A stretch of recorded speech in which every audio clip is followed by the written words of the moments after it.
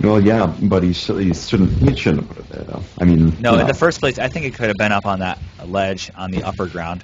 This is not looking good for the Protoss player, who is currently on a third base, but it just got deactivated by those roaches. So, well played by the Zerg player, who is going mass roaches at the moment. Yep. And actually, Roaches. one thing I did see that entire game, like all these engagements, is he is not using Blink at all for his own advantage. I know he has researched Blink, so very true. I'm intrigued to see what the Protoss player does have in mind. It looks like we do see a force field effectively placed, splitting his army, but it looks like he is going to walk in. This might be GG for the first round. That was that Colossus, but he better micro it. He's got to walk up. He is going to drop a couple of Zealots in front of him, and he does effectively walk back up, so better micro this time from the Colossus. And I think this is going to be GG. Was taken out. He does have 1-1 now, the Zerg player, obviously. Going to retreat those probes back to the main, which is running pretty low on minerals, and I don't know. He does drop the GG, and he is content about it. So he does. We do have a good game here, good friendly match like last tourneys. Roaches and expand. Well, Stefano should give you a good idea of how effective it can be.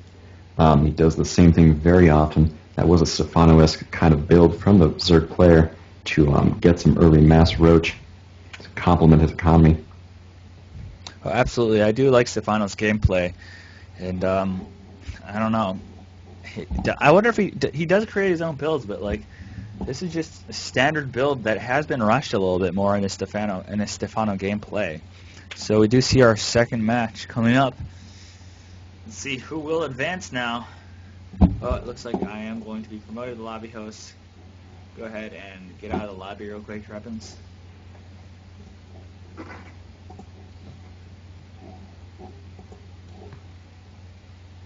Repeats? Yeah.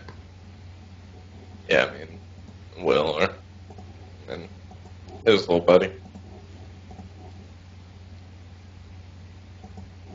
3. Oh, in the tournament? 16. I know. I should have made the tournament bigger because we were maxed out.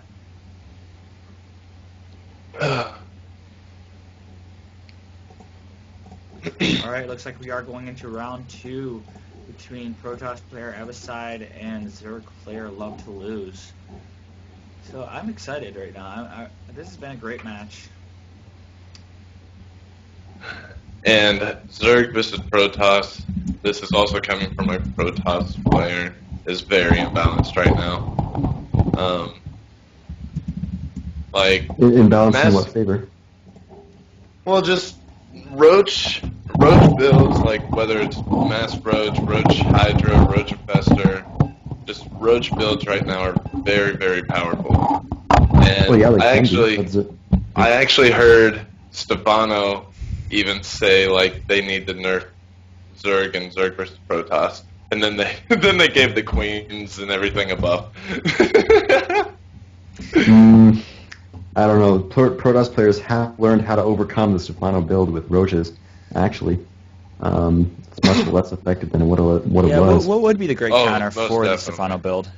Could you go ahead and tell us? A Sentry Immortal Stalker push. So just go ahead and push out as many Immortals as possible?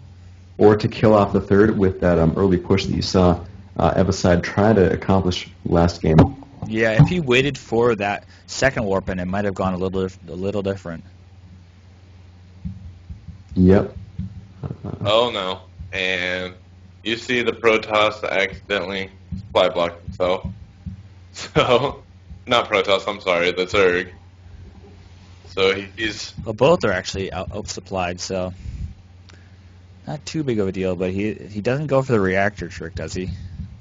Nope, he is not vying towards the reactor trick. But he should be fine either way. Not behind. Not too behind, actually. Killing off that one probe. Very exciting. Oh, yeah. I almost spazzed out. First blood right there, man. That's all it was. He needed to show his authority. Absolutely. I feel like that. Oh, kitty. Looks like Katie does get. We do see some romance between caster and player. So not sure how this is gonna work, guys. Not sure at all. I think Cat's a little biased right now. Yeah, we do see. We'll world apart. Gravity He's Cat. Protoss. G-Cat I'm does like to favor Avocide, so he must have been a little sad when the Zerg player did overwhelm him with roaches. Yes, I'm a very biased Zerg player. We do see a expand going down for the Zerg player and a spawning pool, very standard. Be back, boys. Sorry to interrupt. All right. Sounds And good. Nexus going down for Evicide and a Forge, so Forge fast expand. Always a good idea for a macro game. Oh yeah. Oh yeah. You see a third hatchery in the hands of the Zerg player, the pink Zerg player. Yeah, just sitting for the macro game Yeah, again. I really do feel like the Zerg player is going to go for the same bolt. I really do feel like the Zerg player absolutely. It's very well to, or it's very good for you to set up for the macro game in a ZVP. You always want to stay one base ahead of the Protoss. If you don't, you will be behind. Again, that sneaky probe right there, ready to drop another pylon. Wow, so Protoss player is going to try and do it again. It looks like he does like to stick with those base harass, especially that third base harass. So yeah, he does. I don't know if he wants to actually put that pylon where that probe is. You might want to put it on the Zerg's, fourth area. That might be a fifth. Actually, no, fourth. Because that one pylon there would be a little too obvious for the Zerg to see with his workers. yeah, it does look like the tournament is asking me for a match for third place. I have to go ahead and see if I will be able to. How long do you think this match is going to be, predictably? I don't know. This may be a little bit longer. It will end it'll end around the 14-minute mark. If not, then it'll be later, I think.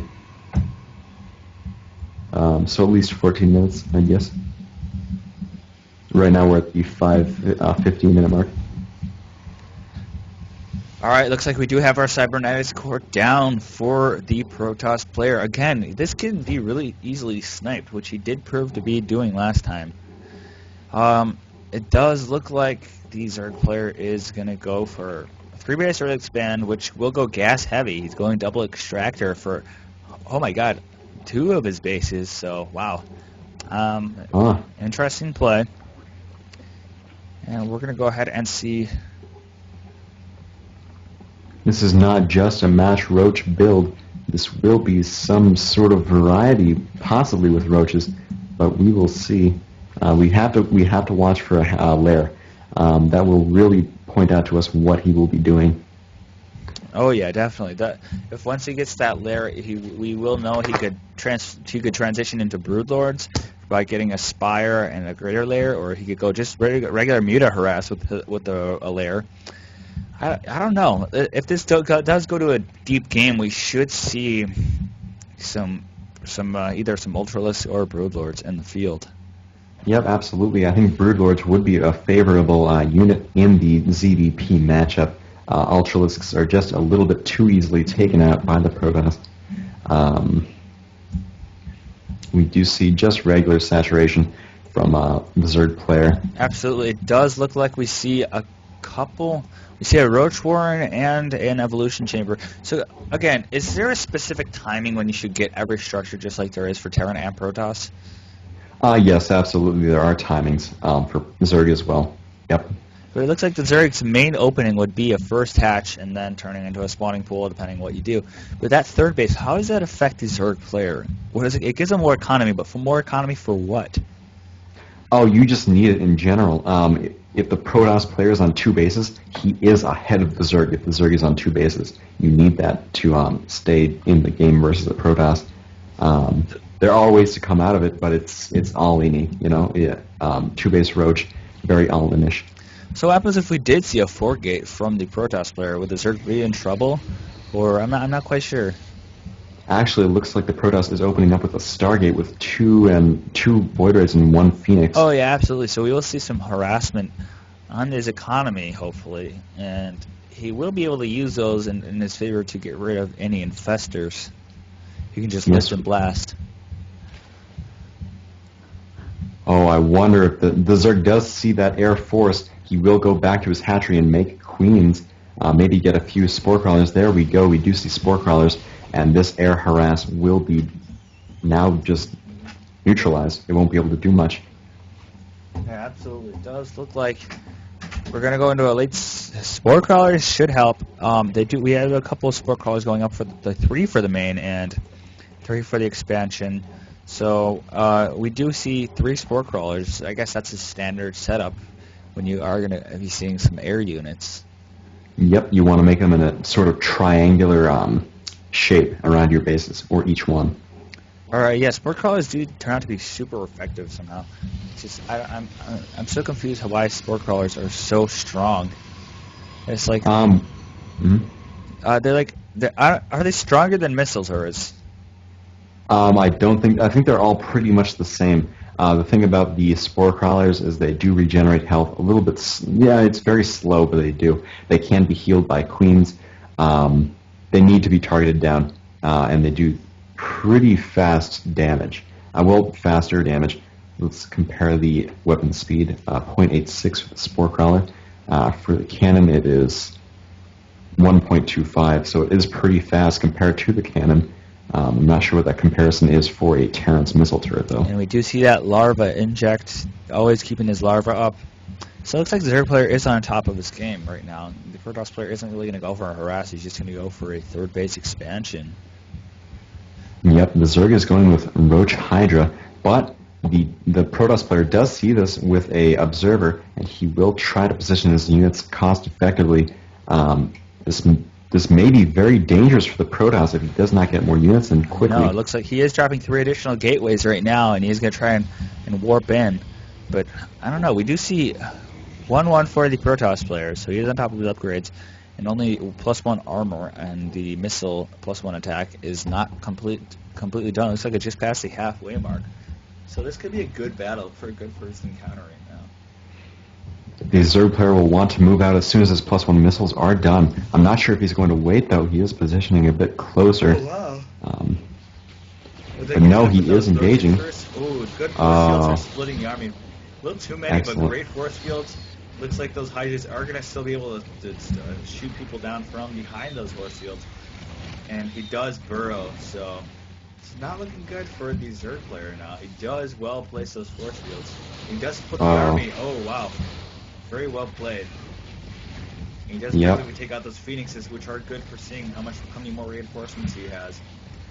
I'm surprised how well the Protoss player is handling this game. Absolutely. This is very well played for the Protoss player. The Zerg player needs to back off. He cannot keep risking these units and keeping them killed. He needs to just stay back at home, mass up, and try to defend this incoming push. We only see 5 roaches in production, including only units of 13 roaches, so wow, 13 roaches total and 9 lings. This could be disastrous for the Zerg player. I'm not sure what he's going to be doing. I am not sure. Kill a death. Oh, I mean, it looks like he is going to go ahead and retreat.